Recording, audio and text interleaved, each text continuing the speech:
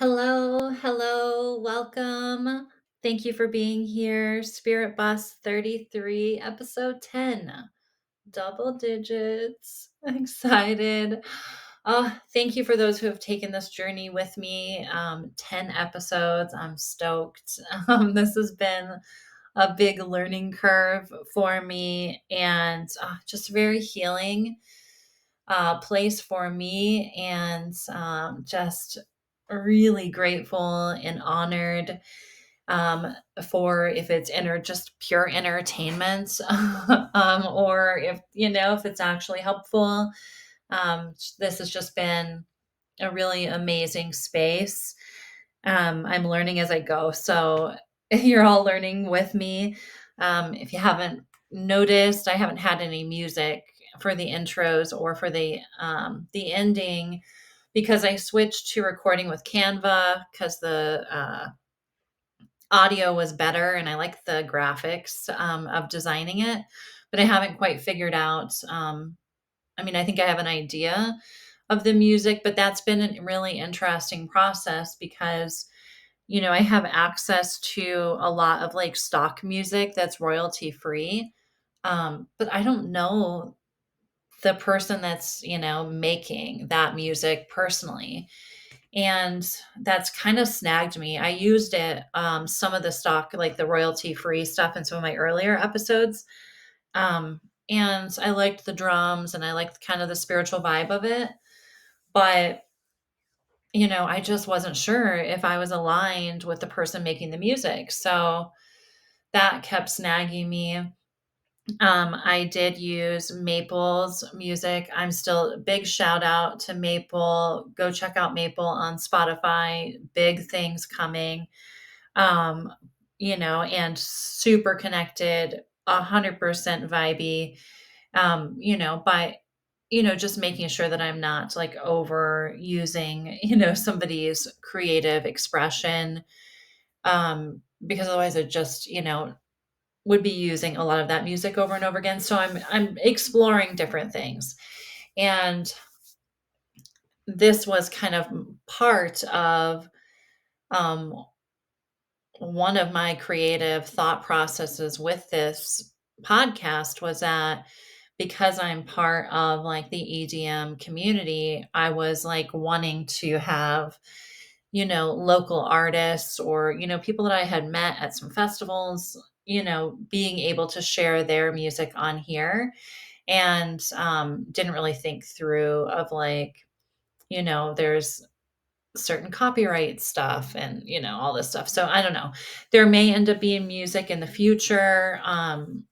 You know, as this unfolds, maybe I'll make my own. I've thought about that. I have the desire to make some kind of meditation music. So maybe I'll figure out something like that. But that's unfolding.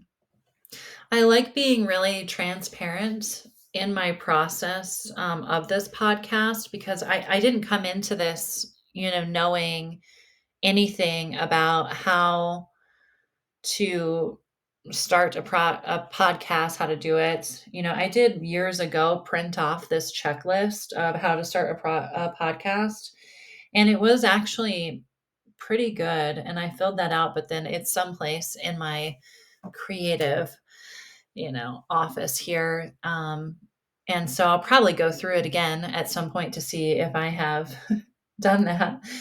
But it's all unfolding, and I'm just grateful that you're here watching it. And we're all doing everything for the first time, possibly.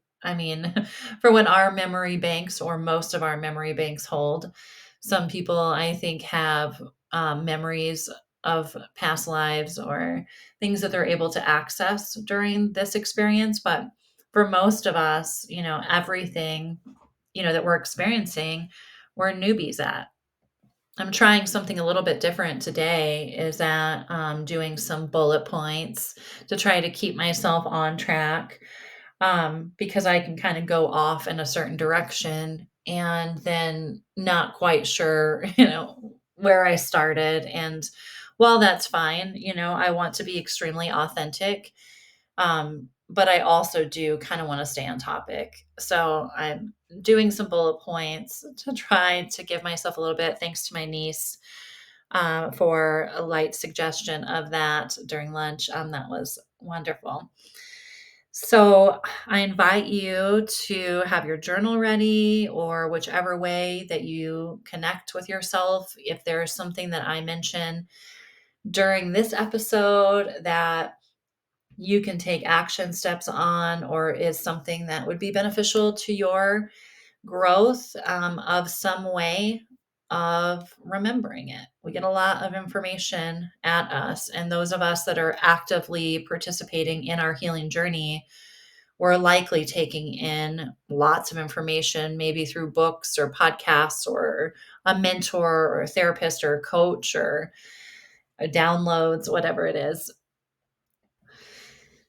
So, this episode kind of starts with this idea of, and I think I've mentioned it in past episodes before, of these whispers, this internal guidance, external guidance, these whispers that kind of come to us of our next creative endeavor, downloads, this knowledge.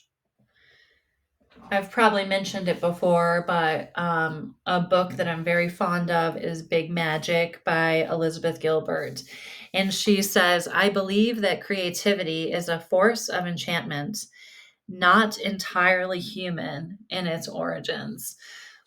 And that quote just kind of gives me the tingles there, is because I strongly believe, and again, remember, this is, just my own reality, my version of it. So enter in your own version of it here. But my version of it is that it is not entirely human.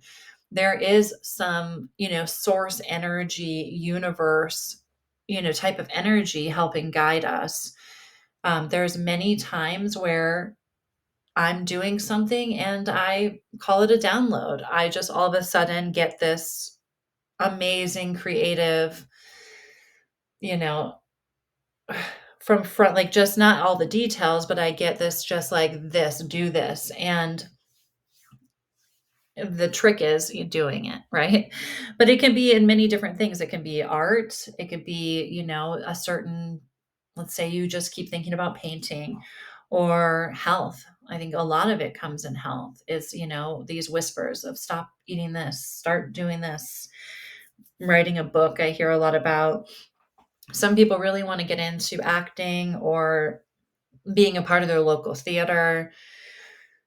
Some people really like to express themselves through dance, maybe connection with others. So it doesn't always have to be something that's tied to like your work or a way that you bring in money. It's just these creative expressions that kind of trickle in. And if you read that book, Big Magic, I think that she gives an excellent description and lots of different ways to look at these little whispers or these downloads. But I think what happens for many of us is that they trickle in and then there's something that just stops them in their tracks. And this is obviously there's some things that stop them in their tracks, like pain, if someone's experiencing a lot of pain, or it's not the right timing, whatever it is, that's separate. But there's also this other piece where there's something telling us that we're not big enough or smart enough, or it's already been done, or, something negative in nature, telling us that we're not fill in the blank enough to be able to do this. And I think that this part right here is a part that is helpful to work with, a therapist or a mentor or somebody that you feel really safe with. It's work that we can do on our own, but the journey of figuring out how we built these agreements, is we are born loving ourselves, typically, I'm going to say, and other people. I don't think we have a lot of judgments. Obviously, I can't remember, age 6 months, but I don't believe that we come in with this judgment towards ourselves or towards other people. I think that it's a learned behavior. It's like a learned behavior that our body isn't pretty or handsome enough. It's a learned behavior, that somebody is less than for whatever reason. So we don't come in with that. These are built agreements, and they're spell casting. Is we take a journey through our younger years, and there are these spells casted on us, and we start to build these belief systems within ourselves that we're not worthy, that other people are smarter, or whatever the case may be. Is doing your own exploration, of what agreements that you have within yourself that are actually holding you back from being your most favorite, authentic, biggest version of yourself. If you haven't read The Four Agreements yet, Don Miguel Ruiz says there are thousands of agreements you have made with yourself. And he goes on to say one single agreement is not such a problem, but we have many agreements that make us suffer. And I believe that that's spot on. If there was one tiny one of like, about our body or something, but there's so many, and it's so complex and important to do the work to rewire our brain, into having a different belief system about ourselves, to return back to the original state of I can do anything that I put my mind to. I am beautiful just the way I am. I'm like kind. I don't have to sit in these low vibrational states of energy often, because it's not serving me. I can step into a different way of thinking. When I'm talking about this, our experiences being spell casting, is to me, I even want to take it like a step further a little bit with that and, talk about like this idea of this like sorcery, kind of happening. Is that like the definition of sorcery is the use of magic, especially black magic. And when you think of, as we're going through life and we're having these really, really like delicate years where we're really learning what to believe about ourselves and the others and other people around us. And we have adults in our life or important people in our life, and they may not even be aware that they're spell casting using sorcery, but they're with their words, saying negative things, like, maybe demeaning statements towards you, is that's a form of black magic. And there's some people that are intentionally doing it, um, to where people are really experiencing some pretty significant trauma, and that is getting embedded in kind of at the cellular level, and it sort of forms, how we view ourselves in the world around us. So I think that we owe it to ourselves and the people around us to do this journey to unlearn and relearn. And a lot of it is, again, the practices, that we do every day. I love the word practice. That was something that was gifted to me working with the clients. I learned so much, like with everyone that I work with. It's such a blessing. But just the simplicity, of the word practice. I, to the point where I'll even just be a little vulnerable here, is it resonated with me so much. I just recently got it tattooed on the side of my finger for a reminder, is every day we're waking up and we get to practice stepping into this new version of ourselves. We get to practice the creative process that we're doing. We get to practice connection, practice taking care of ourselves, practice eating healthier, So we're always in this state of practice.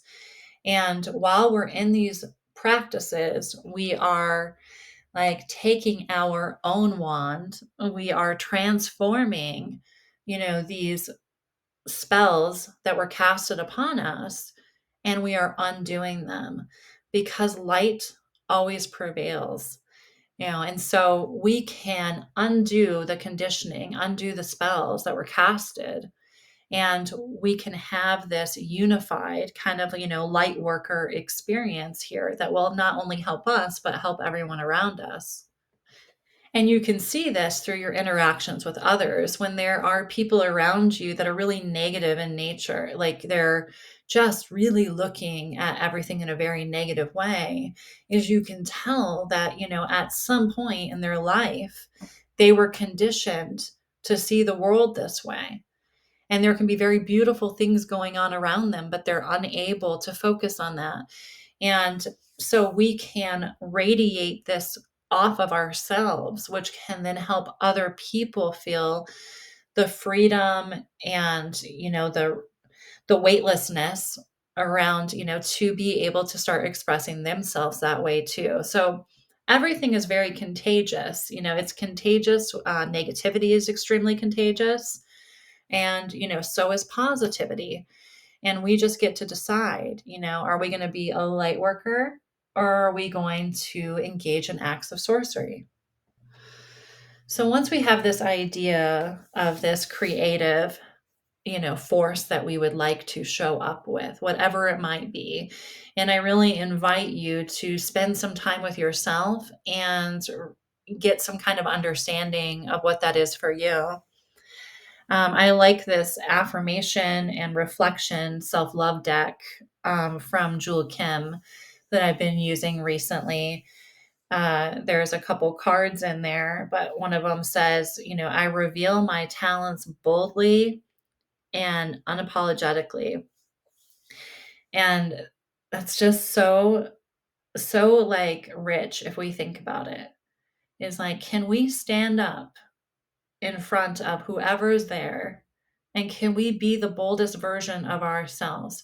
And I don't mean the most egotistical version of ourselves, because I'm not talking about that. I think that while we're stepping into our power, we do need to do a little check-in. We do need to make sure that we are staying humble. But I think that some people will view you standing in your full power as egotistical, and that's their own journey. Is that's for them to do their own work as to why they're seeing somebody be a big, favorite version of themselves, and it's triggering some kind of judgment in them. That's their own trip. But I'm talking about like this ability to stand like boldly with no apologies, of this is just who I am, and dressing the way you want, speaking, the way you want, showing your talents to the world without feeling like you have to make yourself small. I don't know about who's listening, but like I have fucking made myself small for too long, watching other people be, big and do big things. And it's like, well, I can't do that. That would, that would make me look whatever, like it's just kind of, this trick almost of like we just have to go through this life being small, watching other people be big in whatever category it is, whatever, it's all a unique expression. I also like the card that Jewel Kim has is I show the world the real me. I mean, I just like almost do like a little dance when I say that with my shoulders, because I'm like, I show the world the real me. Like I'm tired of trying to show up as somebody else. These roles that we're playing. Like, okay, yes, like I have a licensed, I'm licensed social worker. For so long, I was showing up as a social worker. And for those of you who like know me, like that don't fit. It don't fit. Like that does not fit. It was making my world so small. And like I had this idea that I had to like be this certain way, and it feels stiff. Even thinking about putting that back on, it's like Why do I have to make myself small and my belief system small and all of it, this like kind of rigid part of myself? And anyway, I digress. But, I had to go through a process of making myself really small to feel the constriction, to feel the uncomfortability, to then break out of it. And it was quite the process for me. And now I can sit in these many different, roles of, a therapist, a coach, a spiritual mentor.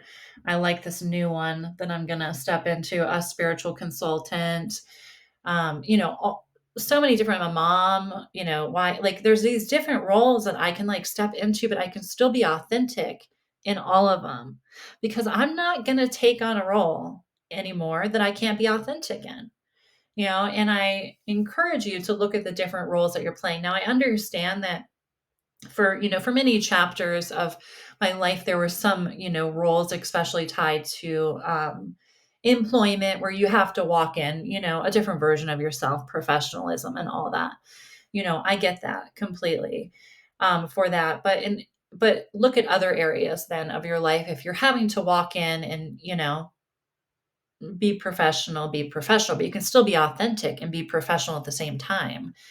you know um but it feels so good when you start stepping out of these, like, belief systems that are created. Like, who created the belief system in my head that I had to be a certain way in order to have this certain job? There was some kind of limiting belief system, that I had created or was created for me through shaping experiences.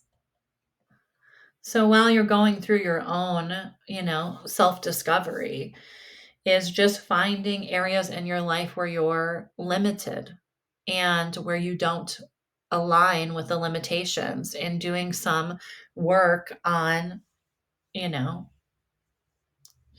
kind of pushing against that and seeing how can you be your favorite, most bold self, no apologies, you know, not making yourself small when you go out.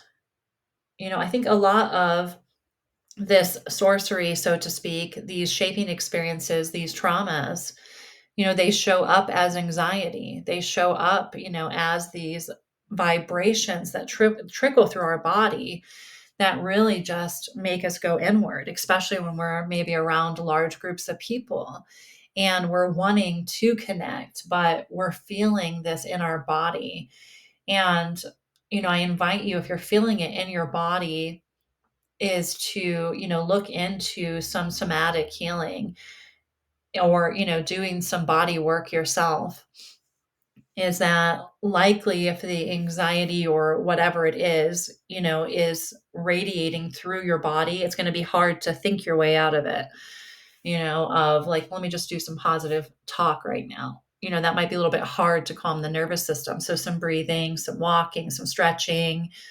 Um, I'm not endorsing this. I don't know if, I haven't really done the research. I don't know 100%, but one of those machines that you kind of stand on, that like tilt and shake a little bit. I really like that for a somatic practice. Again, talk to your doctor, do your own research on that.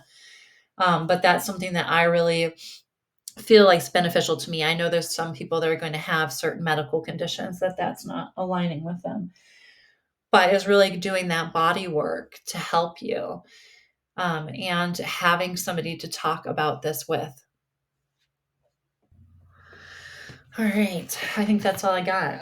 I stayed on track a little bit more this time, but I definitely realized that I do go a lot quicker than I think.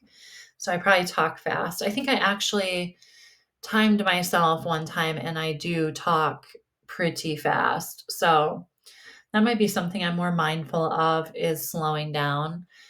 Um, that does not come natural for me, but I'm going to go ahead and pick a card here. Again, it's from the Osho Zen deck. And since it's the second, we're into June now. Happy June to everyone. Okay, card number 2 talks about stress. And I think that that is a good card for this. Stress is something that I think we all need to really do some self discovery with. The impact of stress is it's pretty powerful. Stress hormones, what stress can do to a body, it's for wanting to engage in creative outlets, we need to have really good stress management techniques or skills because we don't want to put too much on our plate and then not have the ability to know how to de-stress. Especially if you are in the healing arts and working with other people in any way, I think it is completely vital to have practices in place to reduce stress. I think one just kind of easy approach, just off the top of my head here, is making a list of maybe all of the stressful things that you have going on, or making a list of just all of your obligations, maybe doing a check in on is there anything that you can eliminate, or is there a way that you can arrange things in a different way that helps with stress reduction. Often we just kind of get up and do the same thing every day. And a lot of times we are creating more stress just by the way that we organize our tasks or the things that we even the things that we want to do, like our like healing practices, is just getting a good idea of you know, what time of the day do I need to do the walk or the stretching, which helps the stress reduction later in the day, or vice versa? At what points of the day do I need to make sure that I'm really hydrated? Another one, am I drinking too much coffee? Like, really checking in on that adrenal function. Checking in, is there anything I can eliminate completely? Sometimes we have certain things that we're doing that just aren't serving us. Is there something that I can release? Or it could be, needing to add something in, which almost sounds kind of counterproductive of I'm already feeling stressed out. How can I add one more thing in? And I get this a lot, of this overwhelm of like, oh, you're asking me to add in another thing. But a lot of times if we have some practices in that help increase our ability to feel centered and grounded, that can actually lead to like less stress, even when we still have all the same things on our plate. And so if you haven't already watched, I think I've mentioned this before, the Earthing movie on YouTube, or read, any information regarding earthing, or other forms of ways to stay centered and grounded. Maybe it's meditation for you, or yoga, or just slowing down and becoming still, but it's really exploring your unique formulation here that helps you be able to juggle the things that you are facing every day, with the understanding that there's going to be a curveball. Is that even if we had everything perfectly, not perfection though, but even if we thought we had everything kind of really aligned, at any point in this earth experience, we can get these, pretty intense curveballs. And so having practices also in place for when something really difficult happens, how do I regulate my nervous system? How do I calm down quickly? Those are good for that kind of crisis, or, that out of the blue type of stress that comes up. And that's also a unique journey for what may work for me, might not work for you. Or, often is one thing might work intermittently, and we need to have several different things to use, so that we might something big happens and we go to, let's say, our breathing or our mantras, and that's not quite doing it, so we go for the walk or the stretch, and that's not doing it, so we reach out, we connect with someone. Okay, that's not really doing it. But so we have this toolbox that we've kind of built, and eventually we're going to find, something for that specific thing. Or we're going to just be kind of riding the wave, of the uncomfortability and just kind of getting through it. And as we're doing that, we're trying to stay as present as possible. We're building up distress tolerance. We're building up resiliency. We're learning lessons. Those chapters are often uh, pretty difficult and yet special if we look at it through a certain lens. And again, this is just the lens that we look at it through, and checking in on, if we're looking at it through a negative lens, this isn't about toxic positivity, but it's about the vibration that you're carrying that allows you to move through this world, your favorite version of yourself, and also open to have the experiences that you want and not closed off and rigid and guarded and kind of, closed in, which often prevents us from having, the experiences that we want. So I think this card is calling, all of us to do some check-ins on how, we're handling stress. There could be people around us too that are really adding, to our stress, is that we can really, really love people a lot and really, just have all of this connection, but maybe when we're around them, our stress levels are going up. And so that's another piece of it, is just, people, places, things, making sure that you're doing check-ins, that you feel aligned with who you're spending time with. Another vibration of what you're putting in your body, whether it be food or substances, or that carries on a certain vibration too. So it's a good reminder for us all to really check in. We really deserve, all of us. We deserve to feel good, and there'll be challenges for each of us, a little bit different and some similar on how we get there.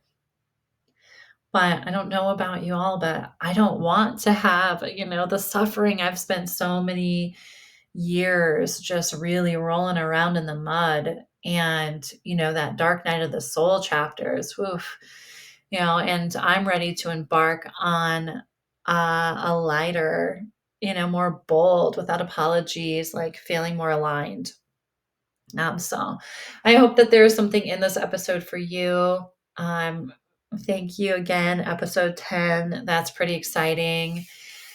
I just hope that you all have the greatest week. I'm looking forward to seeing what the next week unfolds. Thank you.